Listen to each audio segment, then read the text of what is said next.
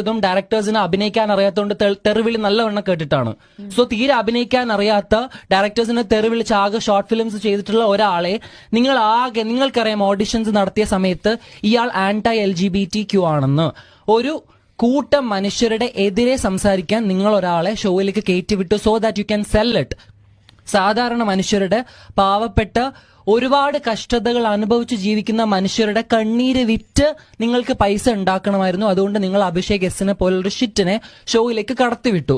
അയാൾ വന്നെന്ന് തുറന്നടിച്ച് സ്റ്റേറ്റ്മെന്റ്സ് പറയണം. ഞാൻ പറഞ്ഞതുപോലെ ഇങ്ങനെയുള്ള കുറെ ആൾക്കാരെ നമ്മൾ സമൂഹത്തിൽ കാണാറുണ്ട്.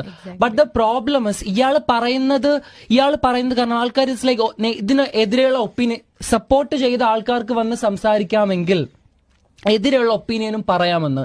ഈ എതിരെയുള്ള ഒപ്പീനിയൻ പറയുന്നത് കൊണ്ടല്ല കമ്മ്യൂണിറ്റിയിൽപ്പെട്ട ആൾക്കാർ ഇത് കണ്ട് ട്രോമറ്റൈസ്ഡ് ആവുന്നത്.